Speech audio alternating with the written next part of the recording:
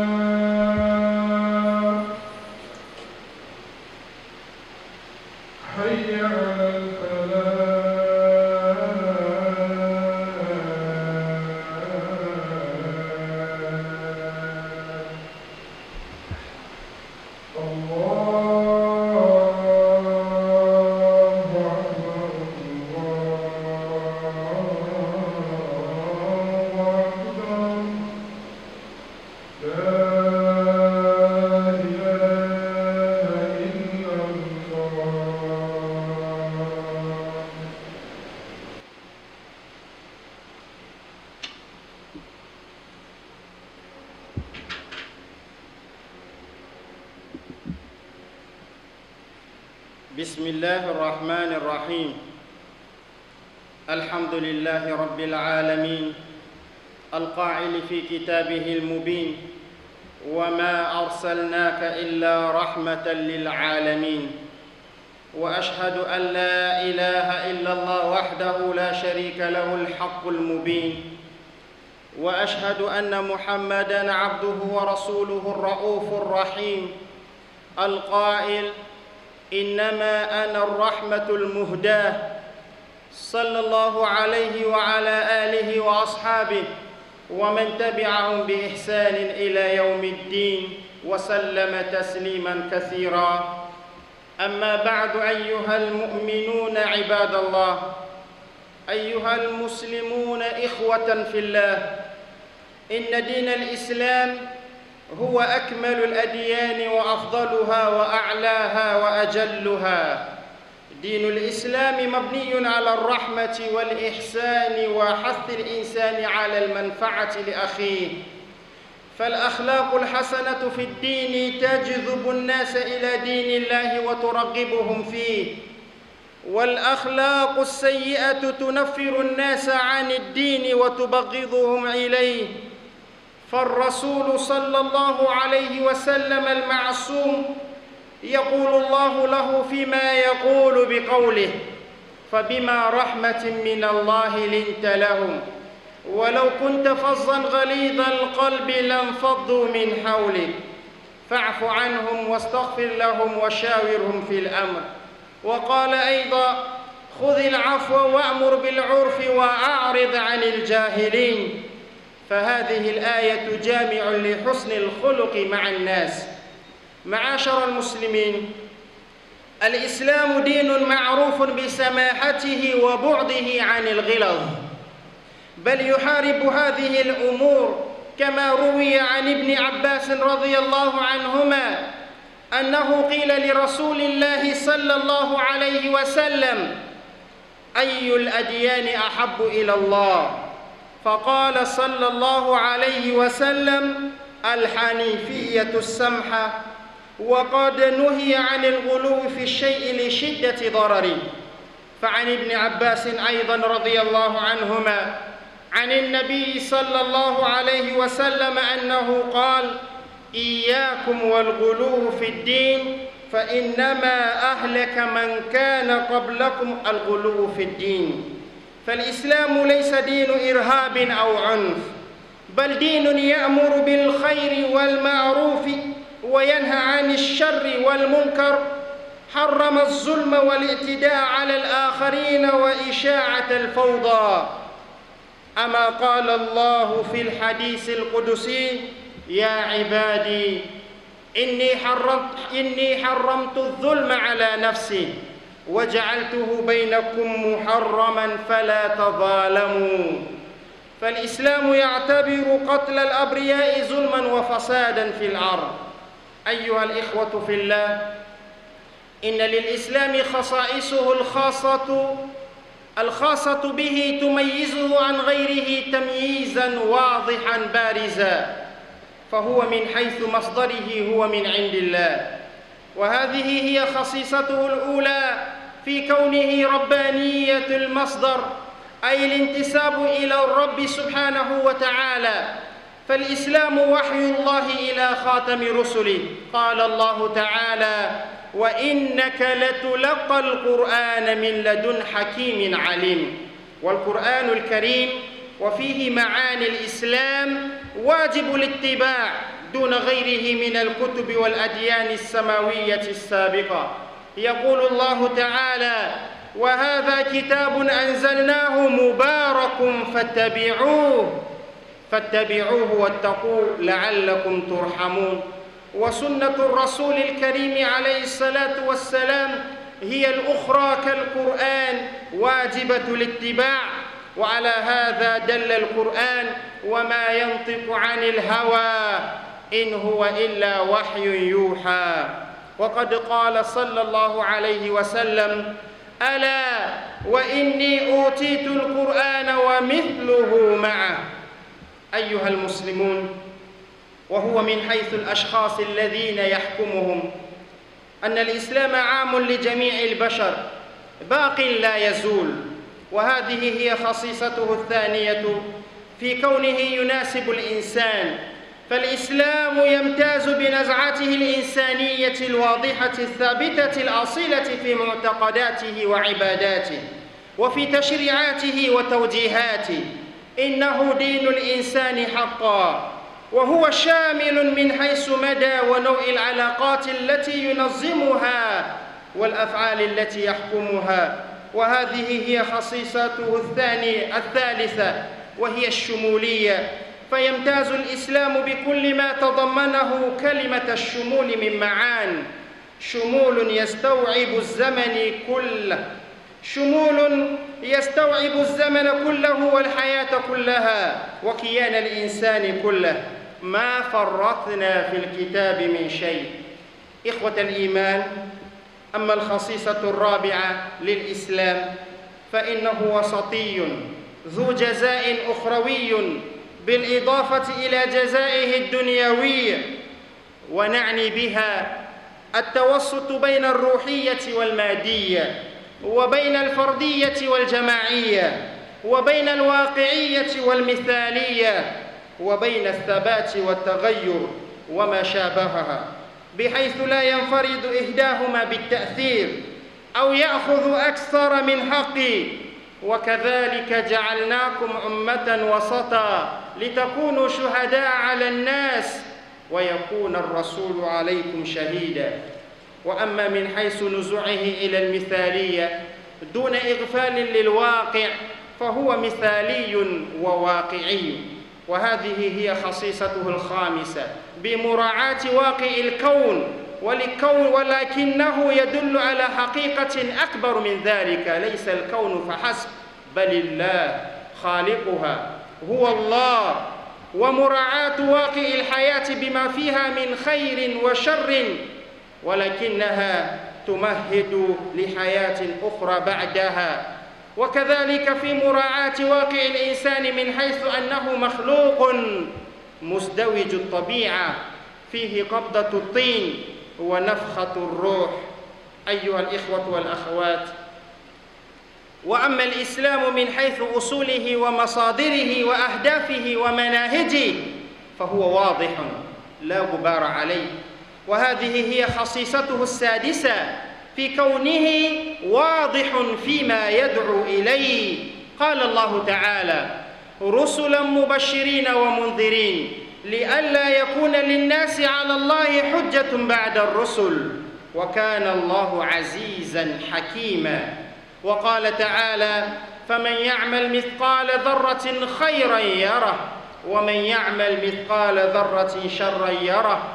وقال تعالى: ألف لام را كتاب أحكمت آياته ثم فصلت من لدن حكيم خبير.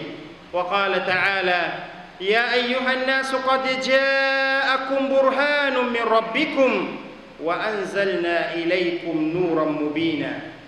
وأما من حيث التوازن فإن الإسلام يجمع بين الثبات والمرونة في تناسق مبدع، واضعا كل منهما في موضعه الصحيح، فالثبات فيما يجب أن يخلد ويبقى، والمرونة فيما ينبغي أن يتغير ويتطور. وهذه هي الخصيصة السابعة في كونه جامع وقابل للتطور والثبات في آن واحد. إخوة الإيمان، هذه الخصائص البارزة لرسالة الإسلام لا توجد في شريعة سماوية ولا وضعية، فالسماوية تمثل عادة الثبات والجمود، والوضعية تمثل عادة المرونة المطلقة. عباد الله، هذا هو ديننا بكل الصفات القيمة الطاهرة، فلنتق الله في دينه وفي شريعته، فلنتق الله في دينه وفي شريعته وفي أمره ونهيه.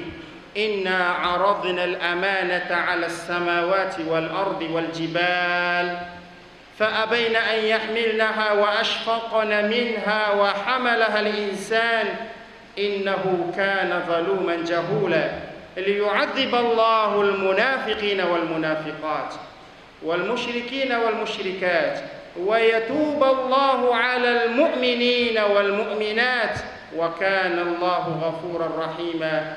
بارك الله لي ولكم في القرآن العظيم، ونفعني وإياكم بما فيه من الآيات والذكر الحكيم. أقول ما تسمعون وأستغفر الله لي ولكم فاستغفروه إنه كان للأوابين غفورا.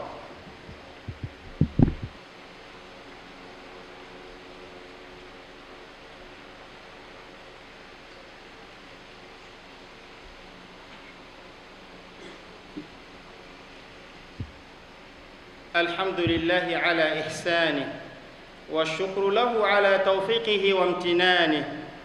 أشهد أن لا إله إلا الله وحده لا شريك له تعظيما لشأنه، وأشهد أن محمدًا عبده ورسوله الداعي إلى رضوانه.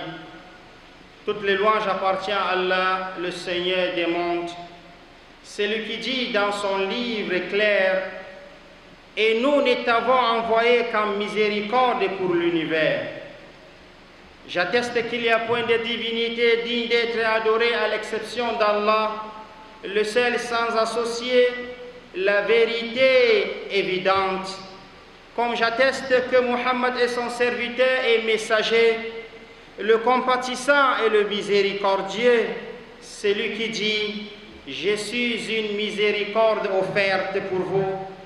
Qu'Allah le couvre d'éloges et le salue, ainsi que sa famille, ainsi que ses compagnons et ceux qui les auront suivis jusqu'au jour de la rétribution. Ceci dit, Ô vous les croyants, serviteurs d'Allah, frères en islam, l'islam est la religion la plus parfaite, la plus méritoire, la plus élevée et la plus noble. Elle est bâtie sur la miséricorde, sur la bienfaisance, et elle incite les gens à être profitables pour son frère. Les bons comportements attirent et incitent les gens à la religion d'Allah, contrairement aux mauvais comportements qui les font fuir et les font détester cette religion. Allah dit au sujet du messager infaillible: c'est par quelque miséricorde de la part d'Allah que tu as été si doux envers eux. Mais si tu étais rude, au cœur dur, ils se seraient enfuis de ton entourage. Il dit également dans un autre verset: accepte ce qu'on t'offre de raisonnable, commande ce qui est convenable et éloigne-toi des ignorants. Ce verset est général dans le bon comportement à avoir avec les gens. Serviteurs d'Allah, l'islam est connu pour être une religion de douceur et éloignée de l'exagération. Elle combat plutôt ces choses. D'après Ibn Abbas, qu'Allah l'agrée et son père, il dit qu'on a demandé au prophète sallallahu alayhi wa sallam quelle est la religion la plus aimée d'Allah. Il répondit: le doux monothéisme pur. Il a interdit l'exagération dans les choses en raison de la gravité de ses préjudices. Il est également rapporté d'après Ibn Abbas que le prophète sallallahu alayhi wa sallam a dit: prenez garde à l'exagération dans la religion, car c'est ce qui a fait périr ceux qui sont venus avant vous. L'islam n'est pas une religion de terreur, ni une religion de violence. C'est plutôt une religion qui ordonne le bien, qui ordonne le convenable et qui interdit l'associationnisme et le blâmable. Cette religion, elle interdit l'injustice et les agressions envers les autres, ainsi que le fait de s'aimer le chaos. Allah n'a-t-il pas mentionné dans un hadith qudsi où il dit: ô mes serviteurs, je me suis interdit l'injustice. Je me suis interdit l'injustice et je vous interdis de la pratiquer. Ne soyez donc pas injustes les uns envers les autres. Et l'islam considère le meurtre d'innocents comme étant de l'injustice et de la corruption sur terre. Frères en islam, en ce qui concerne l'islam, écoutons. Sachez que l'islam possède des caractéristiques particulières et des spécificités qui le distinguent des autres législations. La toute première spécificité de l'islam, c'est qu'elle est des sources divines, c'est-à-dire qu'elle provient d'Allah. Donc c'est une religion de providence divine qui a une visée noble et légiférée par Allah et avec une méthodologie qui sied à lui, exalté soit-il. L'islam est la révélation d'Allah au sceau des prophètes. Muhammad sallallahu alayhi wa sallam, Allah dit dans ses propos: certes c'est toi qui reçois le Coran de la part d'un sage, d'un savant. Dans ce noble livre qu'est le Coran, on trouve des sens qui expliquent l'islam, qui nous enjoint de le suivre tout en délaissant toute législation précédente. De même, la tradition prophétique, qui est la sunna du prophète sallallahu alayhi wa sallam également, tout comme le Coran est une législation qu'il incombe à tout un chacun de suivre à la lettre. Allah dit à cet effet: et le messager d'Allah qui est Muhammad ne prononce rien sur l'effet de la passion. Jamais. Ce n'est rien d'autre qu'une révélation des sources divines.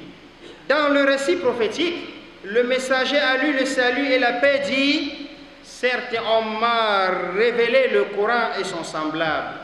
Certes, on m'a révélé le Coran et son semblable. Quel est ce semblable? C'est la tradition du prophète sallallahu alayhi wa sallam. C'est ses paroles, c'est ses faits et tout ce qu'il a ordonné dans ses propos jusqu'à sa mort qui a été rédigé, mémorisé et bien gardé par ses compagnons que nous retrouvons aujourd'hui dans des livres bien établis. Chers musulmans, la seconde spécificité de cette religion, c'est qu'elle convient à toute l'humanité. Elle est une législation pérenne et éternelle.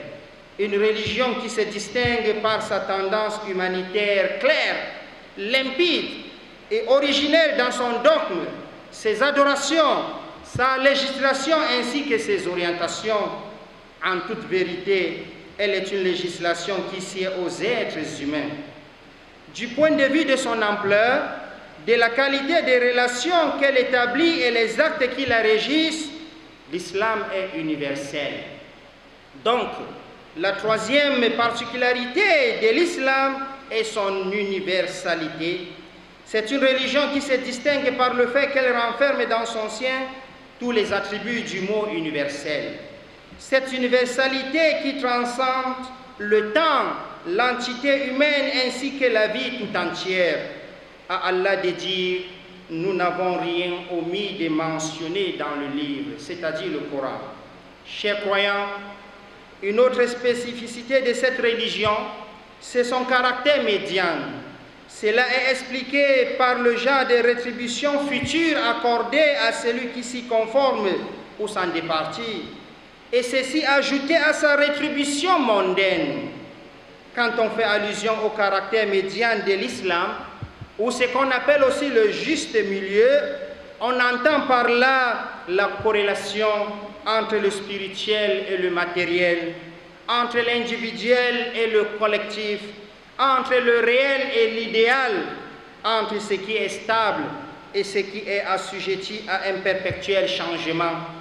On remarque alors qu'il y a une corrélation entre tous ces éléments et que nul ne peut se passer de l'autre.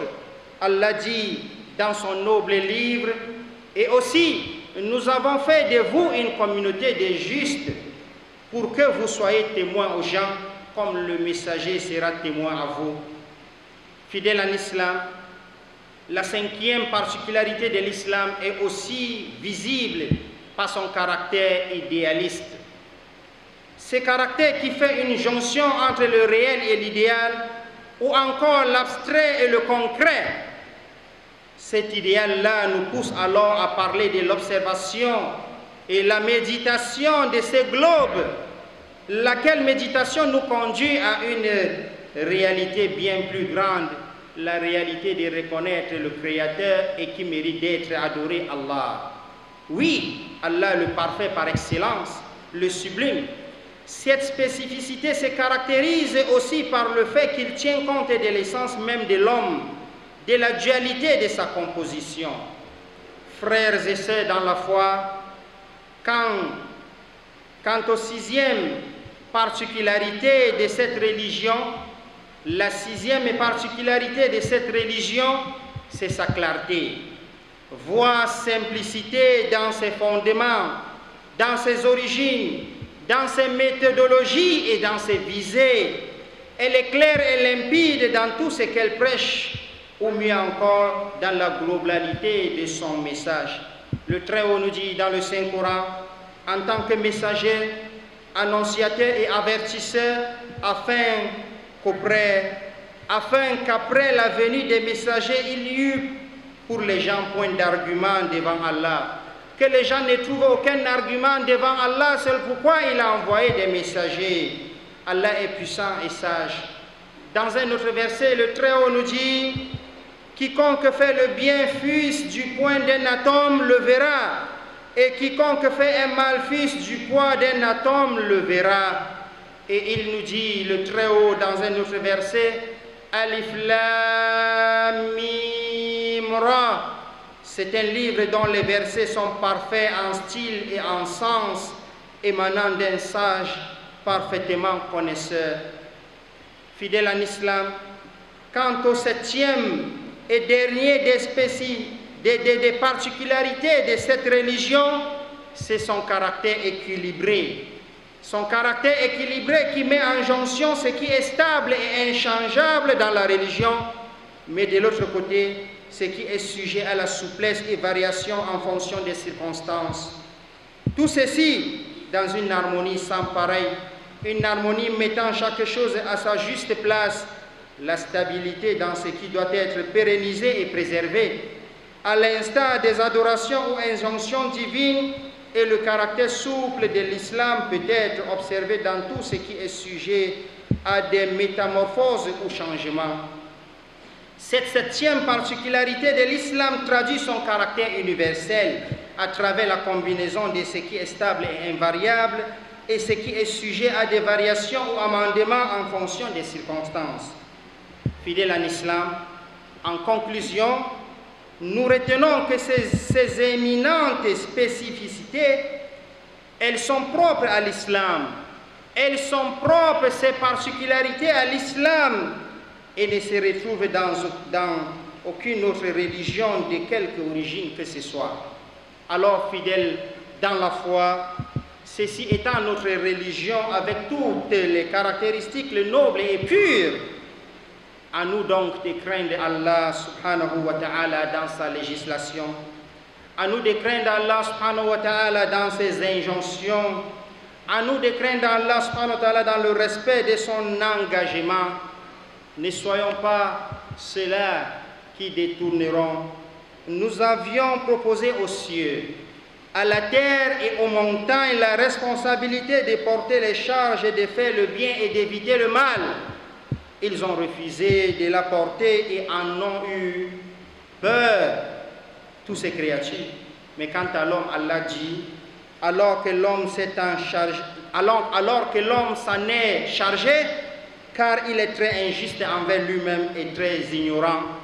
Mais plus douloureux qu'il y a la rétribution, qu'il y a le jugement dans la vie éternelle. C'est donc pourquoi Allah dit, il châtiera ceux qui ont tourné le dos à sa législation, les mécréants hommes et femmes, les hypocrites hommes et femmes, les imposteurs hommes et femmes, il les châtiera.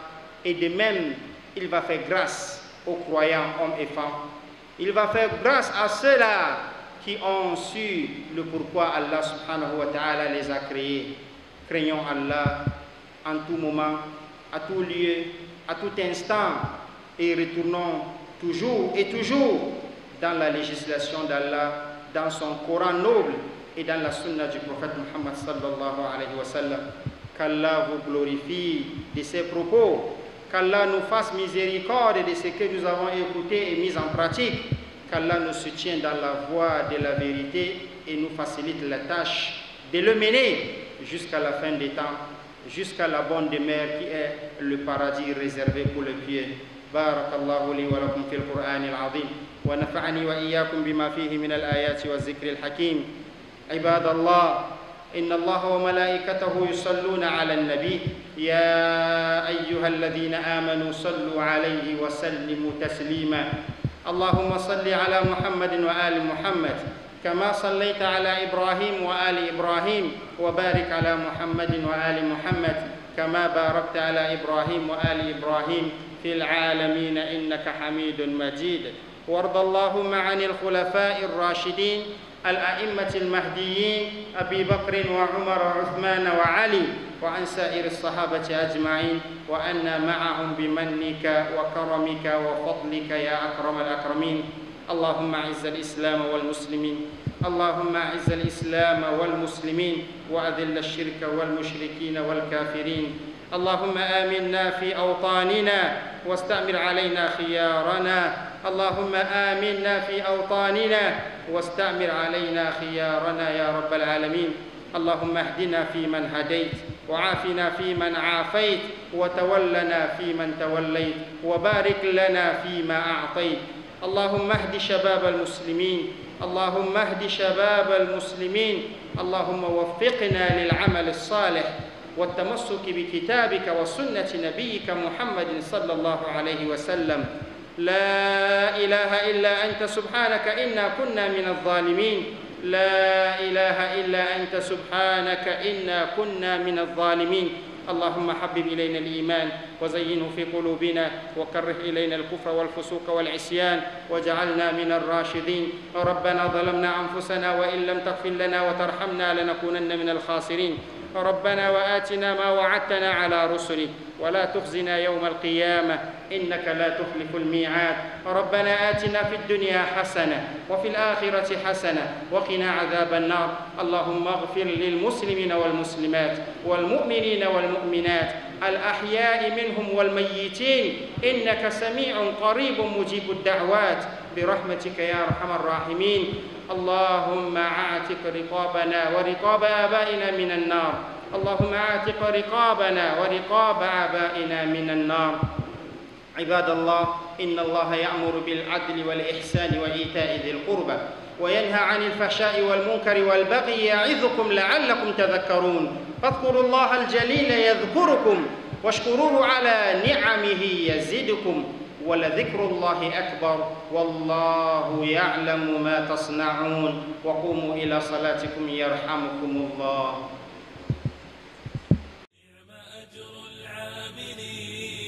نعم دار المتقين، سلعة الله جنان مهرها تقوى ودين، باعها الله لقوم هم عباد مؤمنون، آمنوا بالله ربا صدقوا الهادي الأمين، باعها الله لقوم هم عباد مؤمنون، آمنوا بالله ربا صدقوا الهادي الأمين، صدقوا الهادي الأمين. ليس في الجنات بؤس لا ولا فيها شجون، إنها دار خلود لا يدانيها المنون. ليس في الجنات بؤس لا ولا فيها شجون، إنها دار خلود